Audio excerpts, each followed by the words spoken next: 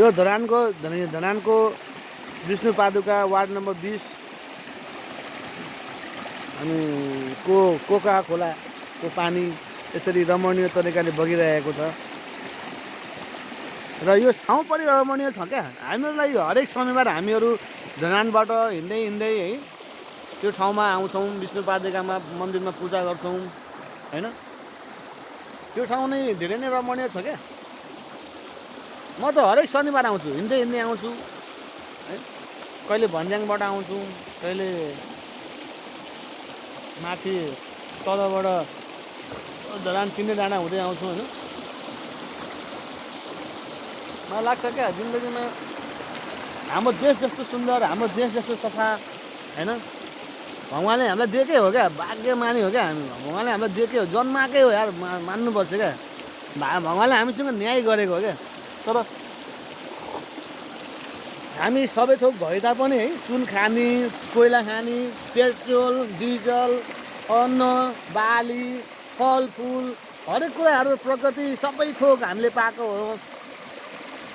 त्यत्रो पशुपतिनाथ पाएको हो, पाथिबाट माथा पाएको हो होइन, आमा बुवा सब पाएको हो क्या। तर के गर्ने यार, भाग्यवश हाम्रो भाग्य। अनि हाम्रो विशेष साथीलाई तपाईँले भेटाउँदैछु। उहाँ हुनुहुन्छ तीर्थराज साम्पाङ। र तीर्थराज साम्पाङ किन भनेको भने उहाँ चाहिँ साम्पाङको फ्यान हो क्या। उहाँ श्रमदान पनि धेरै जानुभयो। उहाँले श्रमदान दिएर आज हाम्रो कोका खोलाको पानी धरान ल्याउनलाई धेरै मद्दत पुगेको छ। खासमा उहाँको नाम चाहिँ तीर्थराज भण्डारी हो। उहाँ धरानतिर बस्नुहुन्छ, उहाँको धरानतिरमा घर छ र आफ्नो पसल पनि छ। उहाँ पनि व्यवसाय गर्दा हुनुहुन्छ र उहाँले हल्का साम्पाङजीलाई नगद पनि सहयोग गर्नुभएको छ। अनि कोही बेला पानीको लागि श्रमदान पनि गर्नुभएको छ। त्यसमा चाहिँ मलाई उहाँको यो हेर्दाखेरि धेरै नै योगदान गर्ने र धेरै नै सहयोगी भावना खालको मान्छे हुनुहुन्छ। र आज यहाँ यो ठाउँमा आएर यसरी हेर्नु, मजाले खुट्टा तान्काएर चियाको चुस्की लिँदै रमाउँदै हुनुहुन्छ यो ठाउँमा। उहाँलाई साह्रै नै यो प्रकृति प्रेमी क्या, प्रकृति प्रेमी नेचुरल लभर्स हेर्नु त।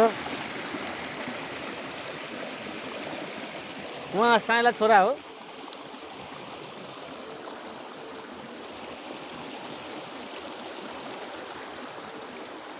तपाईँले पुल हेर्दै हुन्छ सर, साथीको पुल।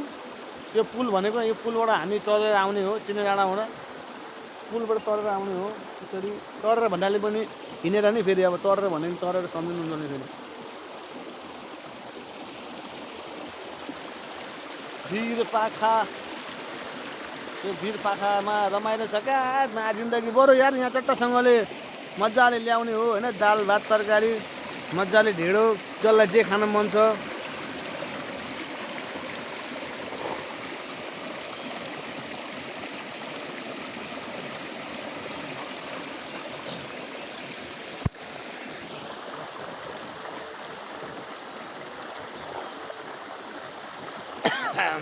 रमाइलो छ साथीहरू, रमाइलो छ।